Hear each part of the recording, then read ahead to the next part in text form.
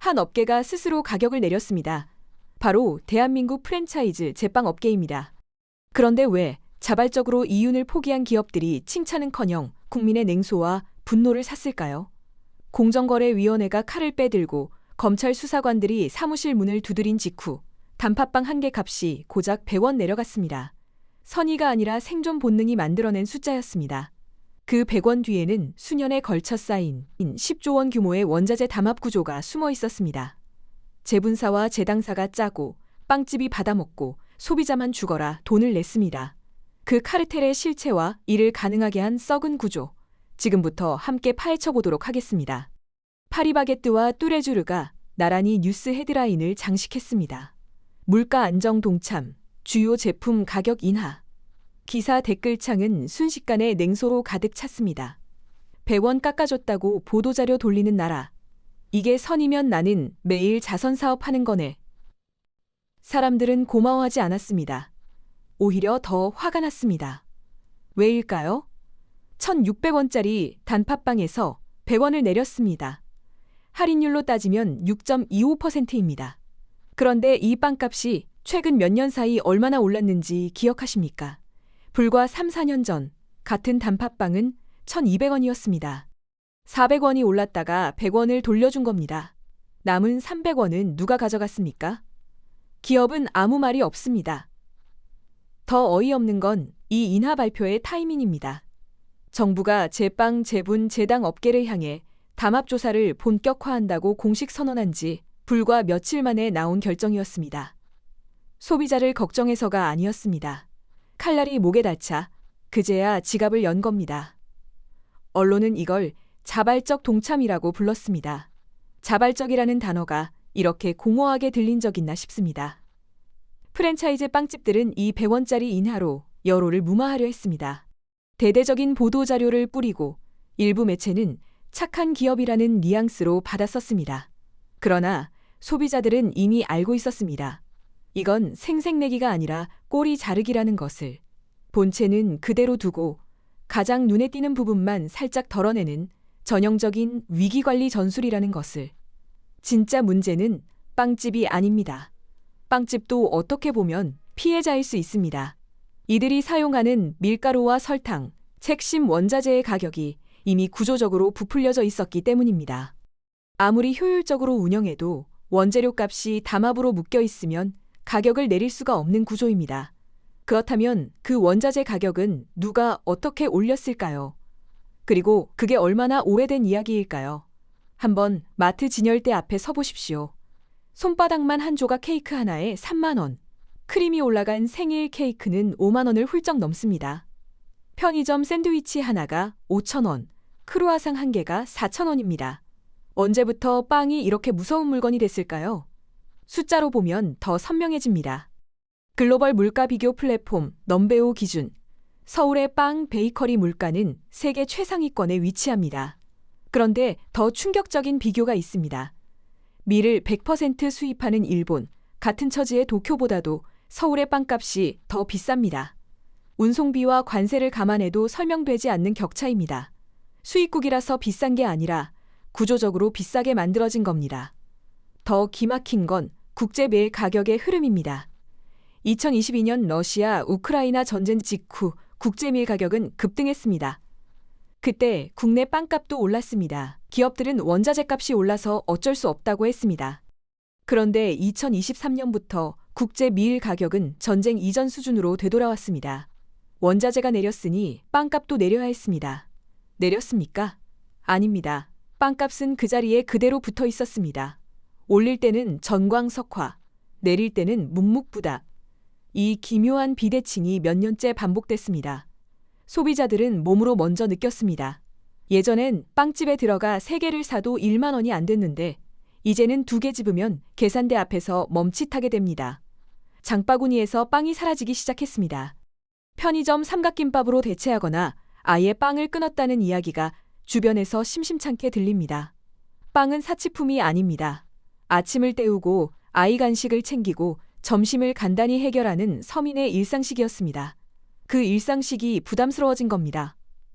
그렇다면 이 비정상적인 가격 구조의 뿌리는 어디에 있을까요?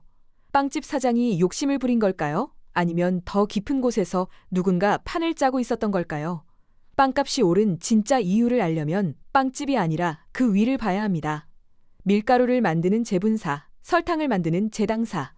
이 두 업종이 대한민국 모든 빵과 과자와 라면의 원가를 쥐고 있습니다. 그리고 이들이 수년에 걸쳐 조용히, 그러나 치밀하게 가격을 담합해왔다는 사실이 수면 위로 떠올랐습니다. 공정거래위원회가 적발한 제분, 제당 업계의 담합 규모는 10조 원대.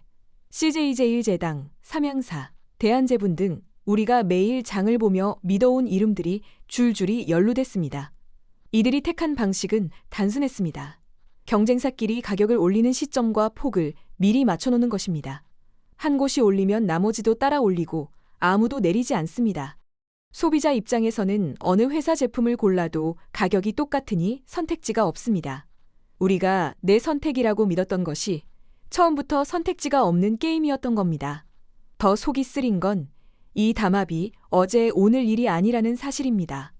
조사 결과를 종합하면 이 구조는 적어도 10년 이상 지속됐습니다. 한 세대 가까운 시간 동안 우리는 부풀려진 원자재 값을 빵값으로, 과자값으로, 라면값으로 꼬박꼬박 대신 납부해온 셈입니다. 국제 밀 가격이 내려가도 환율이 유리해져도 국내 밀가루 가격은 꿈쩍하지 않았던 이유가 바로 여기 있었습니다. 시장 원리가 작동해야 할 그 자리에 누군가의 미략이 대신 들어앉아 있었던 겁니다. 프랜차이즈 빵집들도 억울하다고 할 수 있습니다. 국내 제분, 제당 시장은 소수 대기업이 꽉 쥔 과점 구조라 을의 처지에서 가격을 협상할 여지가 거의 없습니다. 원자재 값이 오르면 제품값을 올릴 수밖에 없고 그 청구서는 결국 아무것도 모른 채 지갑을 열었던 소비자 손에 쥐어졌습니다. 그런데 연대 여기서 끝이 아닙니다. 이 카르텔은 가격을 올리는 것만으로는 성이 차지 않았습니다. 소비자들이 눈치채지 못하도록 훨씬 더 교묘하고 뻔뻔한 수법을 하나 더 준비해두고 있었습니다. 가격이 올랐다는 건 그나마 눈에 보입니다. 영수증을 보면 압니다. 그런데 이들은 영수증에 찍히지 않는 방식으로 소비자를 한 번 더 털었습니다. 바로 슈링크플레이션. 가격은 그대로 두거나 살짝만 올리면서 제품의 크기와 중량을 슬그머니 줄이는 수법입니다. 기억하십니까? 예전 소보루빵은 두 손으로 감싸야 할 만큼 묵직했습니다. 지금은 한 손에 쏙 들어옵니다. 예전 케이크엔 생크림이 듬뿍 올라왔는데 언제부터인가 혀끝에서 느껴지는 질감이 달라졌습니다. 고급 동물성 생크림이 값싼 식물성 크림으로 바뀐 겁니다. 가격표는 그대로인데 손에 들리는 무게가 가벼워지고 입에서 느껴지는 맛이 달라졌습니다. 우리가 둔해진 게 아니었습니다. 실제로 줄어든 겁니다. 한국소비자원 조사에 따르면 최근 수년간 주요 제과 제빵 제품의 용량은 평균 10에서 15% 감소한 반면 가격은 오히려 올랐습니다. 단순 계산으로도 실질 가격은 20에서 30% 이상 오른 셈입니다. 영수증엔 절대 나타나지 않는 숫자입니다. 소비자는 같은 돈을 내고 더 적은 것을 받으면서도 가격이 오른 줄조차 모릅니다. 이게 슈링크플레이션의 핵심입니다. 들키지 않는 인상, 보이지 않는 착취입니다. 원자재 담합으로 원가를 부풀리고 제품 가격을 올리고 거기에 크기까지 줄였습니다. 삼중으로 소비자 지갑을 털어간 겁니다. 그것도 10년이 넘는 시간 동안 아무렇지 않게. 분노가 치밀어 오르는 게 당연합니다. 이건 실수가 아니라 설계였고 과실이 아니라 의도였습니다.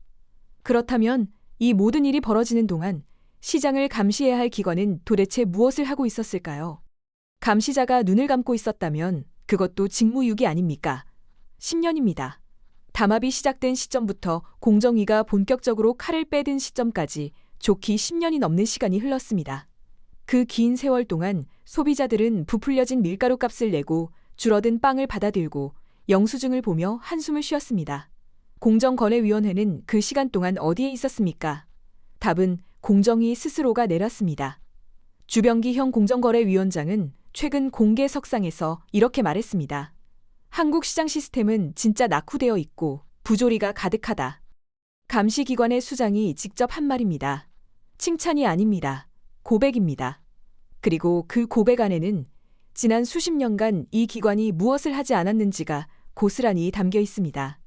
공정위의 문제는 단순히 늦었다는 데 그치지 않습니다. 적발을 해도 처벌이 솜방망이였습니다.